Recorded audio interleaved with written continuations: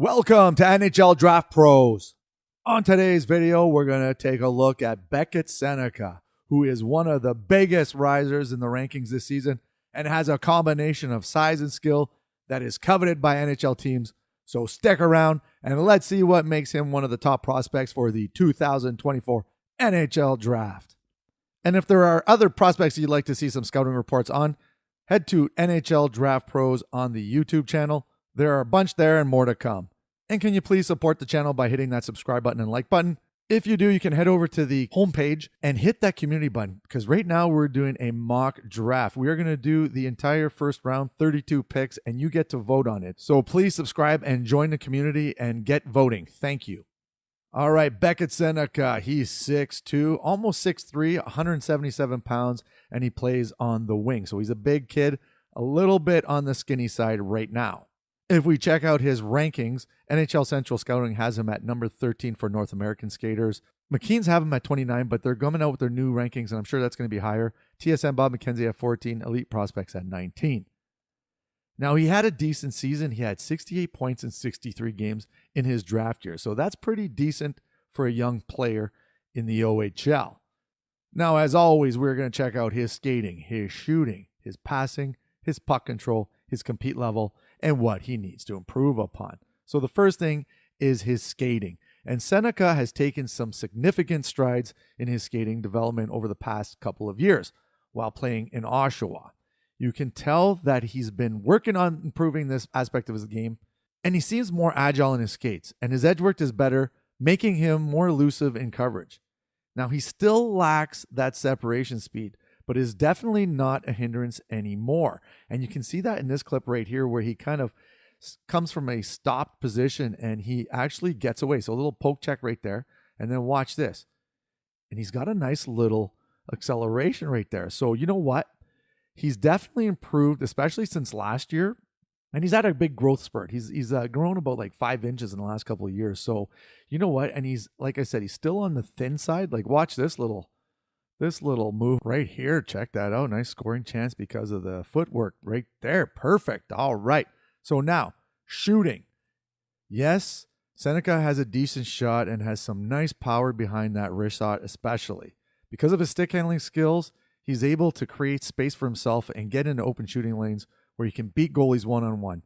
Now, the only issue with Sennecke's shot right now is his accuracy. Tends to miss some opportunities when he has a scoring chance, but this is something that can be easily fixed with more practice. But check out these shots right here. He's got a decent shot. Like, again, I'll say this, I'll reiterate this, that a lot of these draft picks these days, they come, especially the high-end picks, they come with a decent shot. I mean, you're not going to be a high-end pick if you don't have a decent shot. And this clip here kind of exemplifies it. He cuts across the green and then he just wires it top shelf. So, and this one here is that, toe drag release. Oh, love that. And this one you'll see on the close-up right through the defender's leg. So this is a nice sneaky shot right here. Watch this. So a little drag release and then right through the legs and he picks that corner. So decent shot for sure for Beckett Sennecke. All right. So next is the passing. Now, Sennecke possesses some nice creativity, and he's able to use that to draw players in. Then he dishes it off to open teammates in the process, and his puck protection ability, especially along the wall, also helps to open passing lanes for his teammates. So, you know what? He's a decent passer. Look at that little nifty pass right through the legs, eh? Slow motion, yep. Or stick handling component of it. But he definitely possesses some high. See that little drop pass right there? That's nice. Now, you know what? When he adds some more strength, he'll be able to use it, for better puck protection, and will in turn basically improve his passing because, he'll be able to fend off defenders a little bit better. But this one right here is one of those ones where he draws the defense towards him, he drops it back, and they get a goal from it. Now, same thing here. You're going to see his slick hands. So he's going to take it like he's going towards the net, kind of draws the goalie in right there. Do you see that? How he drew the D towards him and the goalie. And then he dished it off. Nice little backhand, no-look backhand pass right there. So he does have that creativity, and you're going to see in the next clips there with the puck control, he's got some nice mitts. He's got some nice mitts, and you got to remember he's 6'3", 180 pounds. And this one, you see the stick handling right there, and then he throws away, and you see how he kind of drew 3 defenders towards him with this play. So watch. So right here, look at that little stick handling, eh? And then he's got 3 guys pretty much. Well, he deked out 1, and then the 2 guys that were kind of drawn towards him. And that is something that you like to see in a passer, is when they can kind of draw players towards them and then they free up teammates. So nice play right there. And then so, I've mentioned the stick handling for a little while, but watch this little hole. Man, this one I've shown a few times on the highlight reels. And look at that. Come on. Just stop. Just stop. Stop. Look at that. Oh, I'll put it right through your stick and your legs, and then I'll just deke the shorts off the goalie right there. Or as they say, the jock. Anyways, so here you see some more stick handling prowess. And look at that. He's got sticks all over him. So that's one thing. He's good at evading stick checks. So Sennecke has some good hands for a big kid. And he uses a combination of his size, his edge work, and his skill to evade defenders. Now, he's also good at using his frame for protecting the puck, as we just saw there, again, those stick checks. So this one here is kind of like his skating. Like, look at that little sneaky side-to-side movement there. But this allows him to find scoring lanes and get clear pucks on net, or basically to slip a pass to an open teammate. But that one right there, that's a combination of good hands and good edge work. So, like I said, when he gets growing, when he gets a little bit bigger, watch out. He could potentially be one of the steals of the draft, depending on how high he goes. You know what I mean? All right, so compete. Now, this is an area that Sennecke needs to improve upon. But you know what? Let me tell you something. He has improved tremendously this past season. He's gotten better. He's gotten a maturity to his game. But before, he was a little bit inconsistent, we'll say.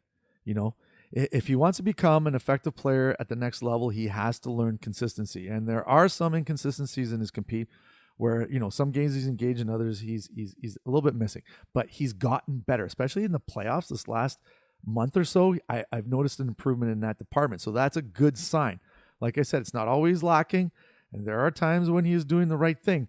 But if he can just be more consistent and he's improved in that department, so we already know that that's there, he's going to be a force to contend with. You got this big kind of power forward-ish player, 6'3". When he gets to like 200 pounds or whatever, he's going to be tough to knock off the puck. But this one here, you're going to see he goes in. Look at that. Takes the body, and then he wins the puck over, and he gets a scoring chance. So that's exactly what you want to see. Now, things that he needs to improve upon. So there's a few times when he tries a little too much. So this one right here, tries a easy pass out, they intercept, and they score. So right here, he's got a little pressure on him, and then he gives it right up to the other team, and they end up scoring. So sometimes trying a little too much. You're going to see this one clip here. So this one here, he's got the puck, so he loses it there, he regains it. So good work. Now he's all alone, and then he gets it picked off again. And I can see he was waiting for his teammate to, but all he had to do is a little chip in, a little dump in there. You don't always have to. And same thing here, loses a puck, but then watch. He now loses a coverage. The back check is a little lacking, and that's his player at the top there. And guess what? That player scores. So a little bit, a little harder work on the back check there. And then same thing here, you're going to see he's going to head in, and he doesn't challenge that defenseman easy. And guess what? The D walks in, and they end up getting a goal. All right, so now his strengths, obviously the offensive upside. There is potential for him becoming an offensive threat. He got a nice shot, good passing, good hockey IQ. He's got all the elements that could potentially lead to a productive top 6 type forward. Okay, now things that he needs to work on and improve upon, his skating. But like I said, I think that just with a little bit more strength, a little bit more maturing, that will get better. His consistent play, it has gotten better. It has gotten better. So we're seeing some improvements there. So that's a good thing. And then forcing plays at times, he kind of he tries a little too much. And these offensive type players, they sometimes try too much when a simple play is in front of them, and they just need to kind of learn when to go and when not to. Ranking wise, I've seen them everywhere from 5 and up. I mean, I think 5 is a stretch. I'd stick around the 8, 9, 10 to 15 range. Is probably, I'd say closer to maybe in that 10 range is probably more where he'll fall. But I mean, who knows? It depends on what a team's looking for. This is a very defense deep draft, So I assume there's going to be a lot of D going in the first 10 picks there. So that's it for Beckett Sennecke. Thanks for watching. Please subscribe, hit that like button, head over to the community, get on the mock draft voting. I really appreciate it. And thanks for watching, and we'll see you soon. Cheers.